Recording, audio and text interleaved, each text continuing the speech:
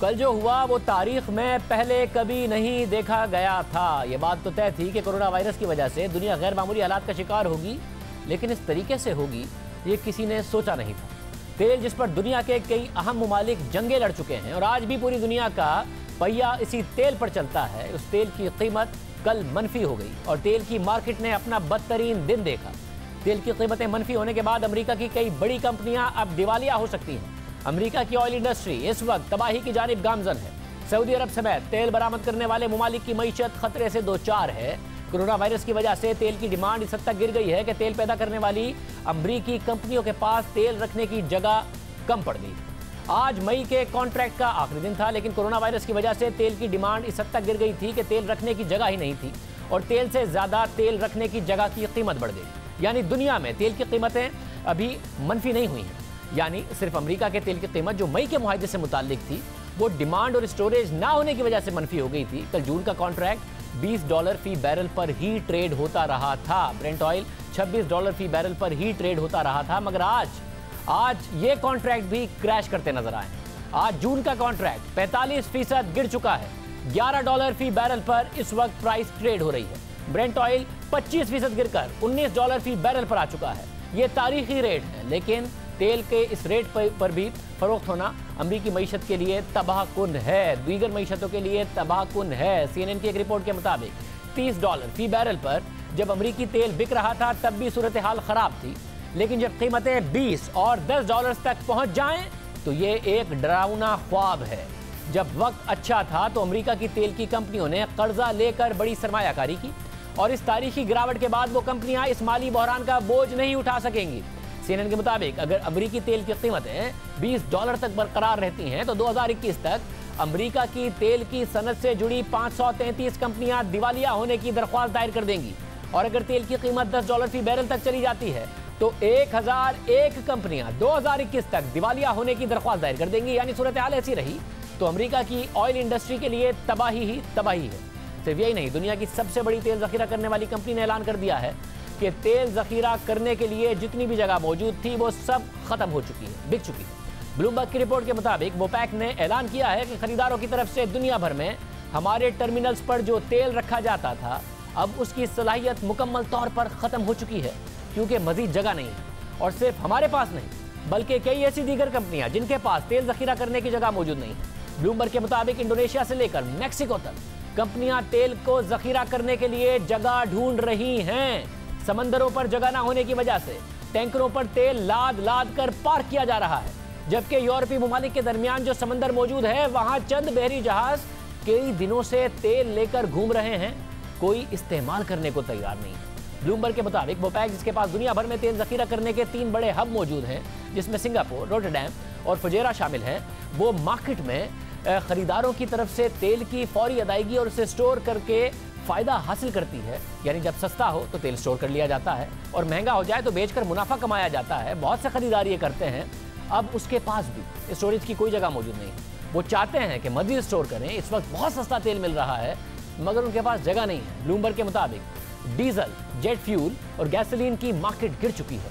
यानी ये सब कुछ यूरोप में सस्ते दामों पर फौरी अदायगी पर बिक रहे हैं और जो खरीदार हैं उनके लिए ये मौका हाथ आ गया है कि वो मुस्तकबिल में इन पेट्रोलियम मसनूआत को महंगे दामों फरोख्त करके फ़ायदा हासिल करें।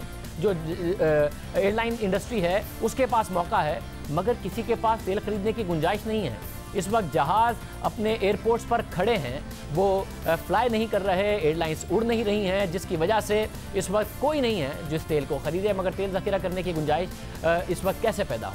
जो खरीदार हैं वो अपने अपने टैंकर्स के ज़रिए तेल को ज़खीरा करने की जगह ढूंढ रहे हैं। रॉयटर्स के मुताबिक कोरोना वायरस की वजह से दुनिया भर में तेल की डिमांड मार्च तक 30% तक गिर चुकी थी, लेकिन मार्च के शुरुआती हफ्तों तक दुनिया भर में तेल की सप्लाई तेज़ी के साथ होती रही, जबकि ओपेक और दीगर तेल पैदा करने वाले ममालिक की तरफ से जो तेल की सप्लाई कम करने का मुआहदा हुआ, एक तो वो बहुत देर से हुआ। रूस और सऊदी अरब की लड़ाई में तेल की कीमत गिरती रही, डिमांड कम होने की वजह से तेल जमा होता रहा। सऊदी अरब ने सप्लाई और बढ़ा दी तो स्टोरेज की जगह और ख़त्म होती रही क्योंकि डिमांड ही नहीं।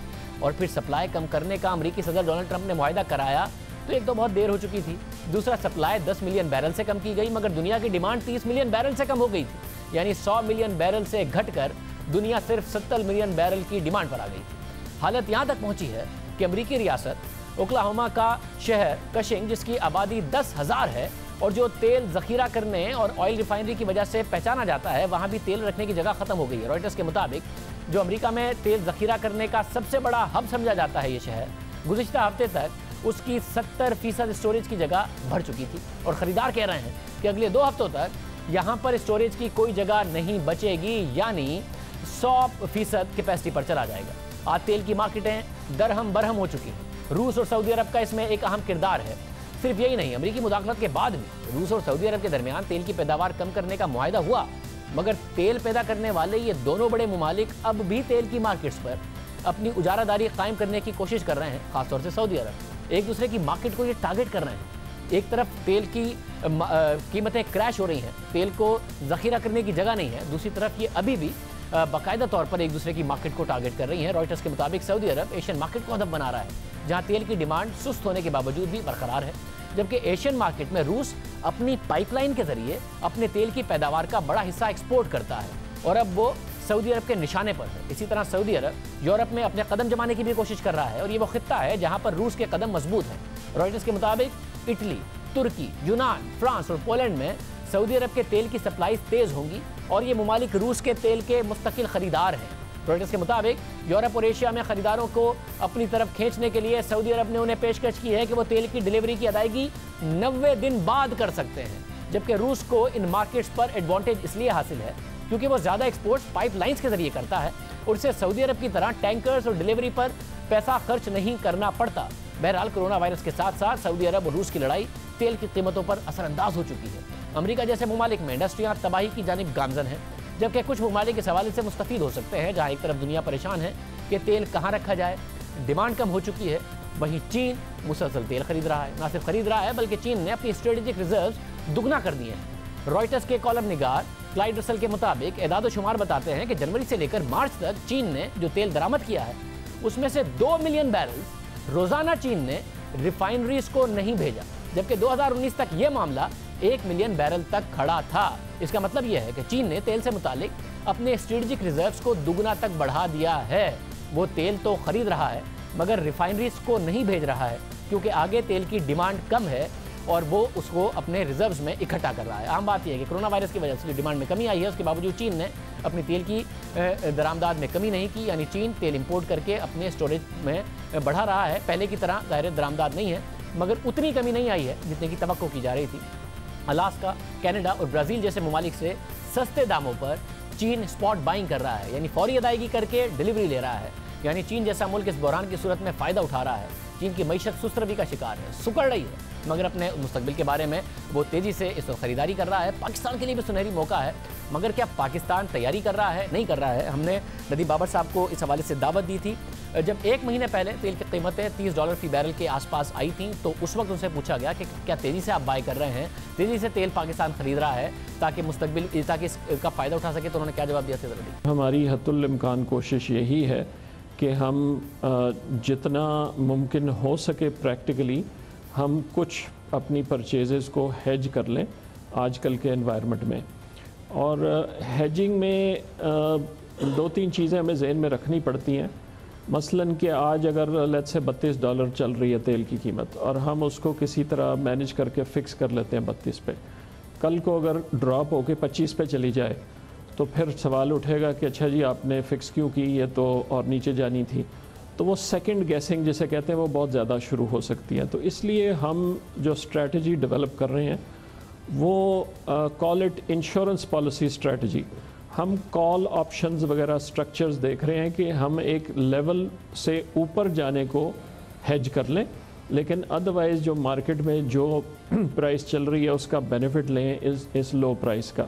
जितनी देर हम इसका फ़ायदा उठा सकें हमें उठाना चाहिए और इसको जिस तरह हम स्ट्रक्चर कर सकें इंशाल्लाह हम इसको फुल अटेंशन के साथ अगले चंद दिन में इसको हम कंक्लूजन पे लेके आएंगे। हमारे साथ तजज़ियाकार खुर्रम शहजाद मौजूद है। खुर्रम शहजाद साहब बहुत शुक्रिया, कल भी आपने तफसील से इस हवाले से बात की थी। आज अब ये बताइए, ज़ाहिर पाकिस्तान के पास स्टोरेज की तो इतनी कैपेसिटी है नहीं कि अपने स्ट्रेटेजिक रिजर्व्स बहुत ज़्यादा बढ़ा ले कोई साल के लिए।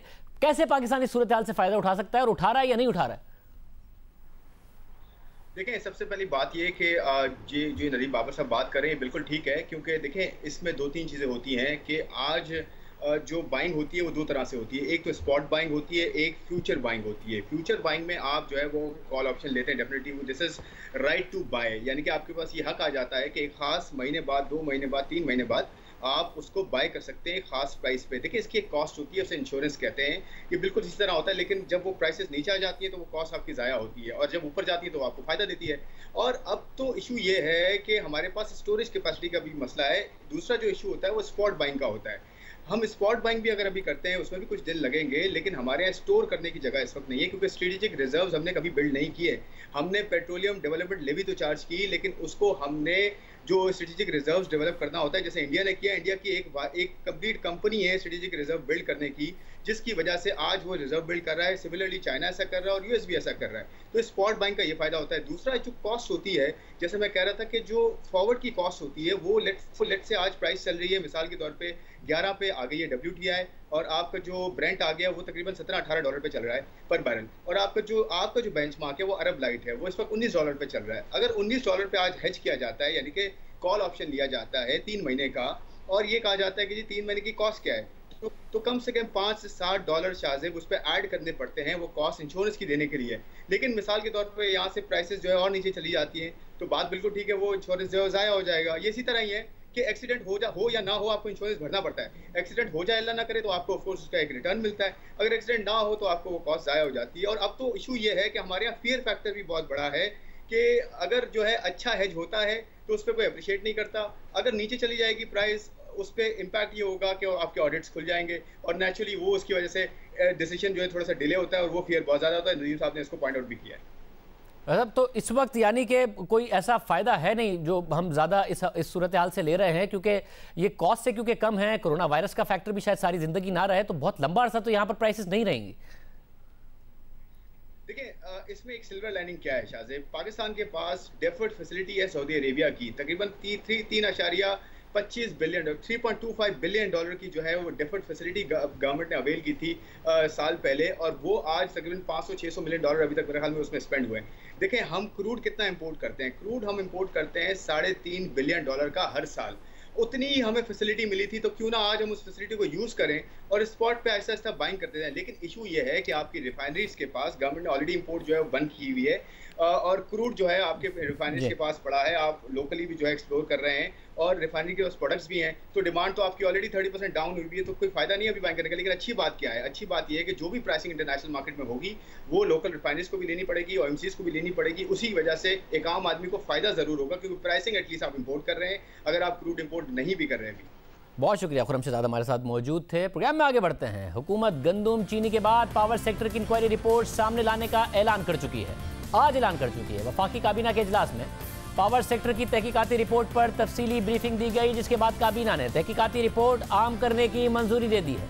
वज़ीर आज़म इमरान खान ने इस रिपोर्ट की बुनियाद पर एक और तहकीकाती कमीशन बनाने की भी हिदायत की। यह कमीशन पावर सेक्टर में मुबैना करप्शन से मुतालिक फॉरेंसिक ऑडिट करेगा और मजीद तहकीकात करेगा। जियो न्यूज़ के ज़राए के मुताबिक वफाकी काबीना में पावर सेक्टर से मुतालिक इंक्वायरी रिपोर्ट पर ब्रीफिंग के दौरान वफाकी वजीर बराए इक़्तिसादी उमूर खुसरो बख्तियार, वज़ीर आज़म इमरान खान के मुशीर बराए तिजारत अब्दुल रज़ाक दाऊद और मुआविन खुसूसी नदीम बाबर मौजूद नहीं थे, क्योंकि इन अफराद के मफादात का टकराव का मामला है। काबीना इजलास के बाद मीडिया ब्रीफिंग में वफाकी वजीर असद उमर ने कहा कि काबीना ने रिपोर्ट पब्लिक करने की मंजूरी दी और कमीशन बनाया जा रहा है जो 90 दिनों में रिपोर्ट तैयार करेगा।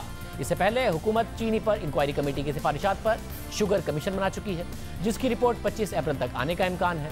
वज़ीर आज़म इमरान खान ने गुज़िश्ता साल 9 रुकनी कमेटी बनाई थी ताकि बिजली के शोबे में होने वाली बेज़ाब्तियों का सुराग लगाया जा सके। 296 सफ़ात की इस रिपोर्ट में बिजली तैयार करने वाली निजी कंपनियों यानी IPPs के साथ किए गए मुआहिदों पर सवाल उठाया गया है। साथ ही ये भी बताया गया है कि इन कंपनियों ने नेपरा को गलत एदाद-ओ-शुमार फराहम करके ज़्यादा टैरिफ तय करवाया और इसलिए इन कंपनियों के साथ टैरिफ दोबारा से तय किया जाए, और इन कंपनियों के फॉरेंसिक ऑडिट की भी तजवीज़ दी गई है। रिपोर्ट के मुताबिक खित्ते में पाकिस्तान में बिजली की पैदावारी लागत सबसे ज़्यादा है। मुल्क की ज़्यादातर बरामदी पैदावार का इन्हिसार बिजली पर होता है, इसलिए महंगी बिजली बरामदी अशिया की मालियत पर असरअंदाज होती है। पाकिस्तान की अशिया खित्ते के दूसरे ममालिक के मुकाबले में महंगी हो जाती हैं और फिर हमारा तिजारती खसारा बढ़ जाता है। पाकिस्तान में इस वक्त बिजली की पैदावारी लागत और औसत टैरिफ बुलंद तरीन सतह पर है, इसलिए कमेटी को यह टास्क दिया गया कि पावर सेक्टर के मसाइल की वजूहात का तयन करें। तो इस रिपोर्ट के मुताबिक पहले IPPs के क़याम से लेकर अब तक के तमाम मुआहदों का जायजा लिया गया।